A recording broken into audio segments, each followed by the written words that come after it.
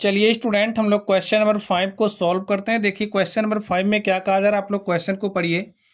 एक आयताकार बाग जिसकी लंबाई चौड़ाई से 4 मीटर अधिक है। हमारे पास कोई आयताकार क्या है, एक बाग है। अब स्टूडेंट, ये जो आयताकार बाग है इसकी ये जो लंबाई है चौड़ाई से 4 मीटर अधिक है। तो अगर हम इस चौड़ाई को x मान लें और ये जो हमारी लंबाई है इसको हम y मान लें, तो y हमारा किसके बराबर हो जाएगा, चौड़ाई से 4 अधिक। चौड़ाई x है तो x से 4 अधिक क्या हो जाएगा, x+4। ठीक है, चलिए आगे देखिए क्या दिया गया है। का अर्ध परिमाप 36 मीटर है, बाकी बीमाएं ज्ञात कीजिए। चलिए हम लोग सॉल्व लिख लेते हैं। लिखिए, माना क्वेश्चन आप लोग समझ ही गए हैं। माना चौड़ाई x, माना चौड़ाई बराबर x मीटर तथा लंबाई y मीटर है। लिखिए, प्रश्नानुसार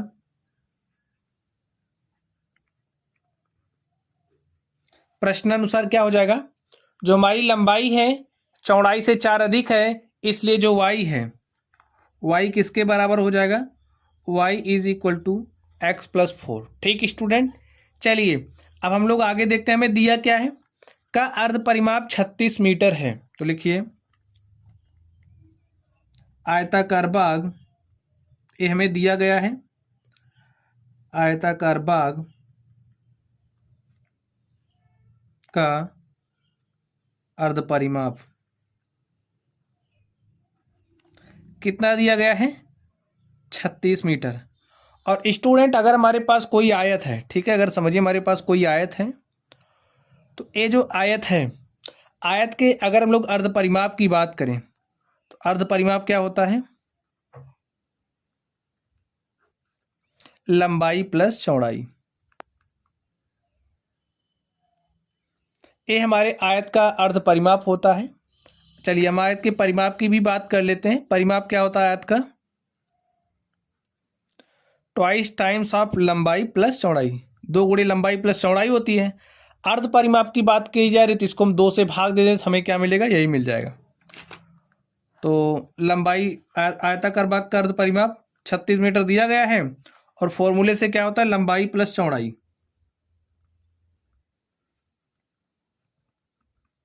यानी कि हमें लंबाई और चौड़ाई का योग कितना दिया है, 36 मीटर। ठीक स्टूडेंट, अब आगे देखिए, लंबाई कितनी है, x है, लंबाई कितनी हमारी y है, ठीक है, चौड़ाई कितनी है, x है। लंबाई हमारी कितनी है, y, और चौड़ाई कितनी है, x है। तो y + x हमारा कितना है, 36 मीटर। इसको आप मान लीजिए समीकरण 1। लिखिए समीकरण 1 से,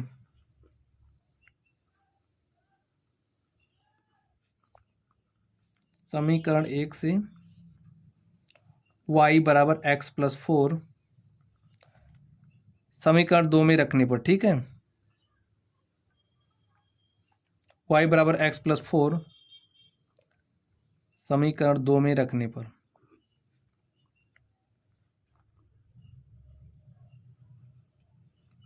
तो रख दीजिए स्टूडेंट, y का मान यहाँ पर रखिए। तो y का मान रखेंगे x+4 + x = 36। x में x जुड़ जाएगा तो हो जाएगा 2x = इस 4 को आप इधर भेजिए, 36 - 4, 36 में से 4 घटाइए, क्या आ जाएगा, 32। तो 2x = 32। देखिए x बराबर क्या आ जाएगा, 2 × 1 = 2, 2 × 16 में 32, x का मान हमारे पास आ गया 16। ठीक है, यानी कि जो चौड़ाई है वो हमारे पास 16 मीटर आ गई है। देखिए लंबाई क्या हो जाएगी, x के स्थान पर आप 16 रख दीजिए, 16 + 4, तो y बराबर क्या आ गया, 20 मीटर। लिखिए, अतः आयताकार बाग की लंबाई, बीमा की बात कही जा रही है, बीमा का मतलब इसकी लंबाई चौड़ाई है। ठीक है, लिखिए आयताकार बाग की विमाएं 20 मीटर तथा 16 मीटर हैं। ठीक है स्टूडेंट, इस तरीके से ये जो हमारा प्रश्न था हमने इस प्रश्न को सॉल्व कर लिया है। तो चलिए स्टूडेंट, अब हम लोग अगले प्रश्न पर चलते हैं और देखते हैं हमारा अगला क्वेश्चन क्या है। तो क्वेश्चन नंबर 6 को आप लोग ध्यान से देखिए, इसमें क्या कही जा रही है। एक रैखिक समीकरण 2x + 3y - 8 = 0 दी गई है। दो चरों में एक ऐसी और रैखिक समीकरण लिखिए ताकि प्राप्त युग्म ज्यामितीय निरूपण जैसा कि प्रतिच्छेद करती रेखाएं हों, समांतर रेखाएं हों, समपाती रेखाएं हों। चलिए हम लोग इसको सॉल्व करते हैं। देखिए हमें रैखिक समीकरण दिया गया, ठीक है, 2x + 3y - 1 = 0। हमें एक रैखिक समीकरण दिया गया है, हमें एक दूसरा रैखिक समीकरण प्राप्त करना है, ठीक है। और कंडीशन क्या दी गई, प्रतिच्छेद करती रेखाएं होनी चाहिए। चलिए पहले के लिए हम लोग एक और रैखिक समीकरण प्राप्त करते हैं।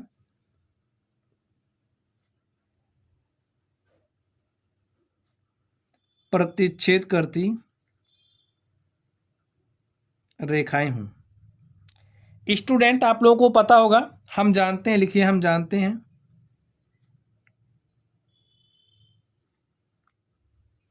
देखिए जैसे कि अगर हमारे पास कोई रैखिक समीकरणों का युग्म दिया गया है, आप लोग समझिए, अगर हमारे पास कोई रैखिक समीकरण है a1x + b1y + c1 = 0 और हमें कोई दूसरा रैखिक समीकरण दिया गया है a2x + b2y + c2 = 0।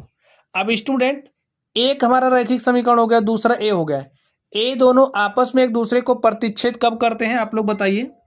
जब हमारा a1/a2 बराबर नहीं हो b1/b2 के, तो इस केस में क्या होता है, रेखाएं आपस में एक दूसरे को प्रतिच्छेद करती हैं। अब यहां पर हमें कुछ खास नहीं करना। देखिए हमें 2x + 3y - 8 दिया गया है, तो दूसरा रैखिक समीकरण देखिए क्या हो जाएगा। अब हमें कुछ ऐसा यहां पर लिख देना है, a1 यहां पर देखिए ये तो हमें दिया गया है, हमें यही वाला प्राप्त करना है। तो यहां पर हम कुछ ऐसा करेंगे कि a1/a2 is not equal to हमारा b1/b2 के हो। तो लिखिए दूसरा समीकरण। अब यहां पर a1 के स्थान पे आप कुछ भी रख दीजिए, कुछ भी क्या, चलिए हमने यहां पर 3 लिख दिया, 3x + यहां पर 2y - 8 = 0।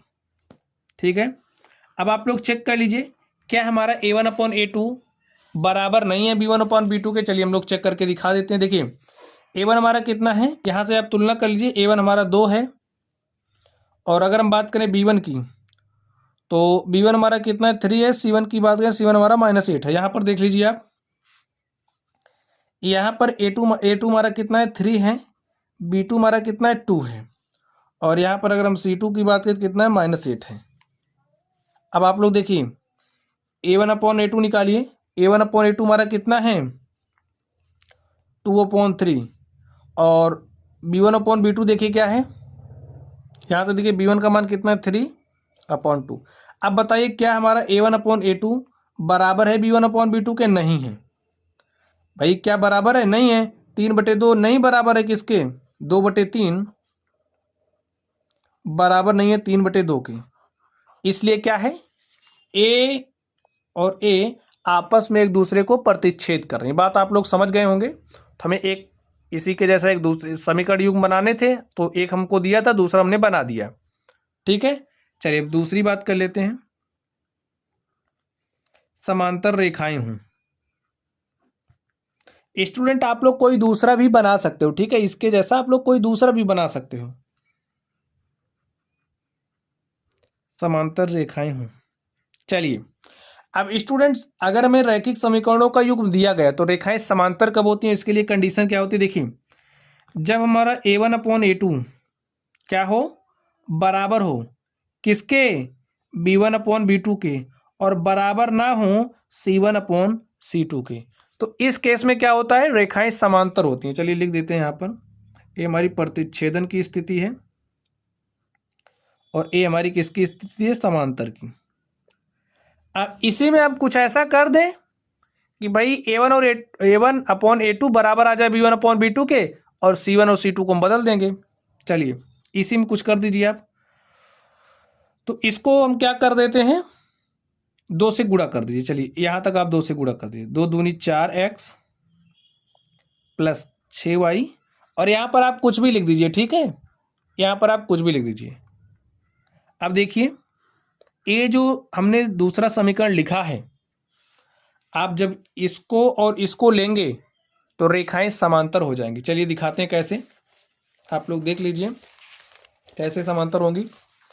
चलिए हमारे पास पहला समीकरण क्या है, 2x प्लस 3y माइनस 8 बराबर 0 है, और दूसरा हमने क्या प्राप्त किया, देखिए 4x प्लस 6y माइनस 10 बराबर 0, ये हमने प्राप्त किया। कंडीशन में यही वाली सेटिस्फाई करानी है। देखिए चलिए a1 अपॉन a2 निकाल लेते हैं। तो a1 का मान 2 है, a2 का मान 4 है, b1 अपॉन b2 चलिए हम निकाल लेते हैं। b1 का मान 3 है और b2 का मान कितना है, 6 है। c1 देख लीजिए कितना है, माइनस 8 है, और c2 हमारा कितना है, माइनस 10 है। अब देखिए 2 1 के 2, 2 दूनी 4, 3 1 के 3, 3 दूनी 6, इसको भी काट दिए, 2 चौके 8, 2 पंचे 10, ठीक है। अब आप लोग ध्यान से देखिए हमारा a1 अपॉन a2, भाई इसका आप अनुपात देखिए क्या आ रहा है, 1/2। तो a1 अपॉन a2 हमारा बराबर आ रहा है b1 अपॉन b2 के, b1 अपॉन b2 के, और यहां से देख सकते हैं जो c1 अपॉन c2 इनके बराबर नहीं है। भाई 1/2 बराबर 1/2 बराबर नहीं है -4 अपॉन -5, माइनस माइनस से कैंसिल, ठीक है। तो यहां से देख सकते हैं ए और ए एक दूसरे के क्या हो जा रहे हैं, समांतर। आप लोग कोई दूसरा भी राइट कर सकते हैं स्टूडेंट, ठीक है। चलिए अब हम लोग इसके थर्ड नंबर पर चलते हैं और देखते हैं थर्ड नंबर का सॉल्यूशन क्या होगा।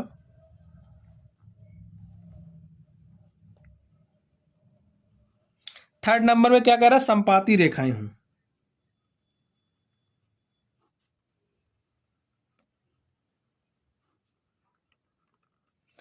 स्टूडेंट संपाती के लिए हमारी कंडीशन क्या होती है, इसको आप लोग समझ लीजिए। जब a1 अपॉन a2 बराबर हो किसके, a1 अपॉन a2 बराबर हो b1 अपॉन b2 के, और बराबर हो c1 अपॉन c2 के, तो इस केस में रेखाएं क्या होती हैं, संपाती होती हैं।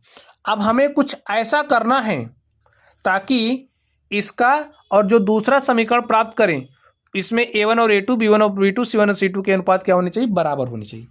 तो ऐसा आप लोग कैसे कर सकते हो, इसको आप पूरे समीकरण को 2 से मल्टीप्लाई कर दीजिए, 3 से, किसी समान संख्या से आप गुणा कर दीजिए, बस हो गया, आपको दूसरा समीकरण मिल जाएगा। चलिए हम इसको 4 से गुणा कर देते हैं। क्या हो गया, 4 दूनी 8x प्लस 4 तियां 12y माइनस 4 8 32 बराबर 0। 8x प्लस 12y यहाँ पर कितना है, हमने 4 से मल्टीप्लाई किया, ठीक है, माइनस 8 चौके 32 बराबर 0। अब स्टूडेंट यहाँ से देखिए हमने समीकरण प्राप्त कर लिया है, यही हमारा समीकरण हो गया। अब देख लीजिए संपाती है या नहीं है, इसके लिए क्या करोगे, देखिए चलिए अनुपात दिखा देते हैं हम आपको। a1 कितना है, 2 है, b1 कितना है, 3 है, c1 कितना है, -8 है, ठीक है। चलिए a2 की बात कर लेते हैं। यहाँ से देखिए a2 हमारा कितना है, 8 है, तो लिखिए a2 is equal to 8। b2 देखिए कितना है, b2 हमारा 12 है, तो यहाँ पर 12 है, और c2 देखिए कितना है, -32 है, तो लिख लीजिए -32। अब देखिए a1 अपॉन a2 क्या आ रहा है, 2 अपॉन में 8, b1 अपॉन b2 देखिए क्या आ रहा है, 3/12, और c1 अपॉन c2 देख लीजिए क्या आ रहा है, -8 अपॉन -32, ठीक है। माइनस माइनस से कैंसिल, 8 के 8, 8 चौके 32, हमारे पास c1 अपॉन c2 का मान क्या आ गया, 1/4। यहाँ पर देखिए 3 1 के 3, 3 चौके 12, यहाँ पर भी आ गया 1/4। यहाँ पर देखिए 2 1 के 2, 2 चौके 8, और जो हमारा a1 अपॉन a2 है वो भी कितना आ गया, 1/4। तो यहाँ से आप देख सकते हैं जो हमारा a1 अपॉन a2 बराबर आ गया है b1 अपॉन b2 के, बराबर आ गया है c1 अपॉन c2 के। तो स्टूडेंट ये क्या दिखा रहा है, जो हमारी रेखाएं हैं वो क्या है, समांतर हैं। तो हमें यही दिखाना था स्टूडेंट, हमने दिखा दिया है।